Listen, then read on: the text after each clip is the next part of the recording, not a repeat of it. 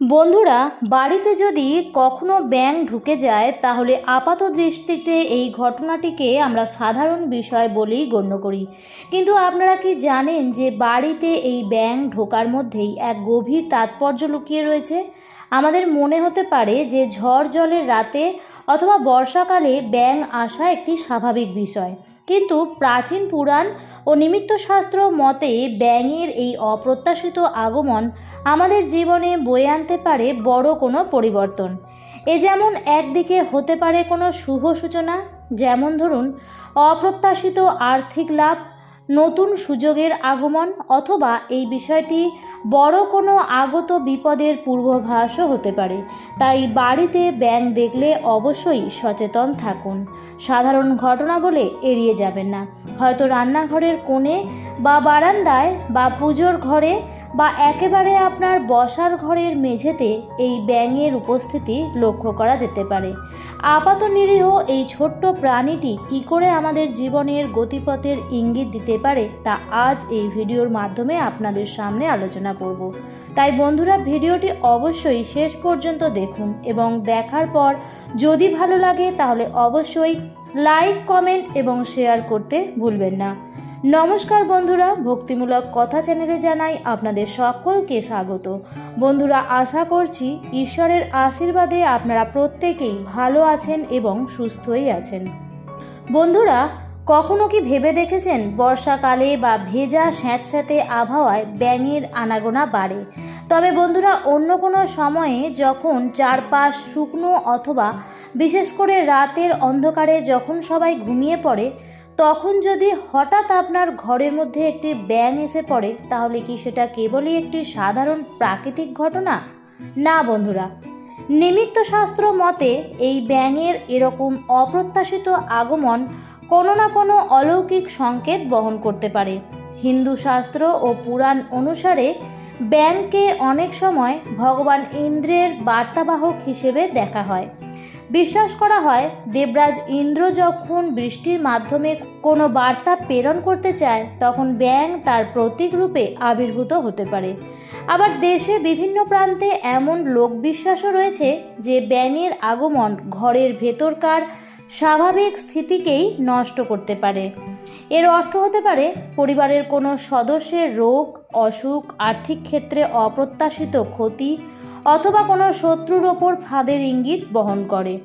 বিশেষ করে যদি কোনো ব্যাঙ বারবার একই নির্দিষ্ট স্থানে ফিরে আসে অথবা যদি সেটি কারুর বিছানার আশেপাশে অথবা পুজোর ঘরের কাছাকাছি ঘোরাঘুরি করতে দেখা যায়, তাহলে এটিকে একটি সাধারণ ঘটনা হিসেবে উপেক্ষা করা উচিত নয়। এটি অবশ্যই একটি সতর্ক বার্তা। অনেক অভিজ্ঞ পণ্ডিত এবং প্রবীণ গৃহস্থরা এই বিষয়ে বিভিন্ন পর্যবেক্ষণ করেছেন। তাদের মতে, যদি কোনো ব্যাঙ বারবার আপনার ঘরে প্রবেশ করে এবং কিছুক্ষণ সেখানে স্থিরভাবে বসে থাকে, তাহলে এটি ইঙ্গিত দিতে পারে যে আপনার গৃহে কোনো নেতিবাচক শক্তি বা কারুর অশুভ দৃষ্টি পড়েছে। আবার এমনও বলা হয় যে এটি সেই পরিবারের কোনো সদস্যের জন্য একটি আগাম সতর্কতা, যার জীবনে খুব শীঘ্রই কঠিন চ্যালেঞ্জ আসতে চলেছে। বিশেষ করে এই বিষয়গুলি ঘটতে পারে তার জীবনে, যেমন ধরুন হঠাৎ করেই বড় ধরনের আর্থিক কোনো ক্ষতি, এমনকি কাজের ক্ষেত্রে অনিশ্চয়তা বা বেকারত্বের সম্মুখীন হওয়া, অথবা আবার পরিবারের সদস্যদের মধ্যে তীব্র ঝগড়া অশান্তির সৃষ্টি হওয়া, অথবা কোনো গুরুতর শারীরিক অসুস্থতার আগমন। তবে মনে রাখবেন যে ব্যাঙের এই আগমন সবসময় কিন্তু অশুভ ইঙ্গিত বহন করে না। কিছু বিশেষ ক্ষেত্রে এটি শুভ ফল বয়ে আনতে পারে। যেমন যদি কোনো ব্যাঙ পুজোর ঘরে প্রবেশ করে এবং কোনো নির্দিষ্ট দিকে স্থিরভাবে বসে থাকে, তাহলে অনেকে বিশ্বাস করে যে দেবতারা শীঘ্রই আপনার ঘরে আশীর্বাদ বর্ষণ করতে চলেছেন। অন্যদিকে যদি কোনো গর্ভবতী মহিলার ঘরে ব্যাঙ আসে এবং আওয়াজ করে, তবে এটিকে সন্তানের উজ্জ্বল ভবিষ্যতের একটি ইতিবাচক ইঙ্গিত হিসেবে গণ্য করা হয়। তবে ব্যাঙের যদি কোনো অপ্রত্যাশিত উপস্থিতি আপনার মনে ভয়ের সৃষ্টি করে, তাহলে কিছু সহজ প্রতিকার অবলম্বন করা উচিত, যা আপনাকে সম্ভাব্য বিপদ থেকে রক্ষা করতে পারে। প্রথমত, ঘরে ব্যাঙ দেখলে কখনোই ভয় পাবেন না এবং সেটিকে আঘাত করবেন না, বরং এটি ঝাড়ু অথবা নরম কাপড়ের সাহায্যে আলতোভাবে ধরে সেটিকে বাইরে মুক্ত পরিবেশে ছেড়ে দিন এবং যে জায়গায় ব্যাঙটি ছিল সেই জায়গাটি ভালোভাবে পরিষ্কার করে নিন এবং গঙ্গার জল ছিটিয়ে দিন। বিশেষ করে ঘরের প্রতিটি কোণে গঙ্গার জল ছিটিয়ে দেওয়া উচিত।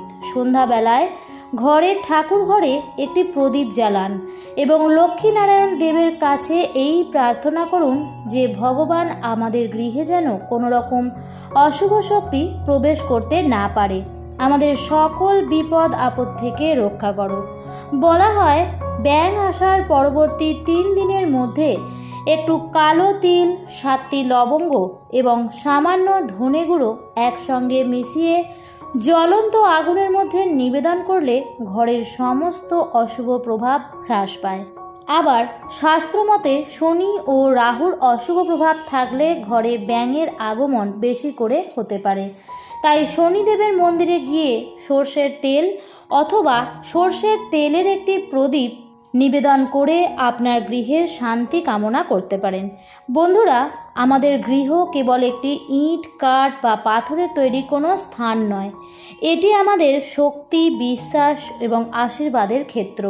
তাই যদি কখনো কোনো অস্বাভাবিক প্রাণী, যেমন ধরুন একটি ব্যাঙ, অপ্রত্যাশিতভাবে আপনার ঘরে প্রবেশ করে, তবে এটিকে অবহেলা করবেন না, বরং শান্তভাবে এর অন্তর্নিহিত বার্তা বোঝার চেষ্টা করুন এবং সঠিক প্রতিকার করুন।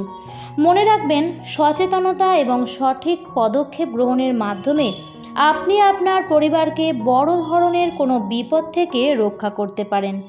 আমাদের গৃহে প্রত্যেকটি প্রাণী আসার কোনো না কোনো ইঙ্গিত দিয়ে থাকে, যা আপাত দৃষ্টিতে মনে হতে পারে নিছকই একটি সাধারণ ঘটনা, কিন্তু এরই মধ্যে লুকিয়ে থাকে এক গভীর বার্তা। আর এই বিষয়টি আমরা প্রত্যেকেই জানি যে ঘরে যদি ব্যাঙের আগমন বেশি পরিমাণে বৃদ্ধি পায়, তাহলে সেই বাড়িতে সাপের আগমনও ঘটে, যা নিঃসন্দেহে আমাদের ক্ষেত্রে বড় ক্ষতির কারণ হতে পারে। আমার আজকের ভিডিওটি এই পর্যন্তই। ভিডিওটি দেখে ভালো লাগলে অবশ্যই লাইক, কমেন্ট এবং শেয়ার করে অন্যদের জানার সুযোগ করে দিন। আবারও দেখা হবে পরবর্তী নতুন কোনো ভিডিওতে। ভালো থাকবেন, সুস্থ থাকবেন। ধন্যবাদ।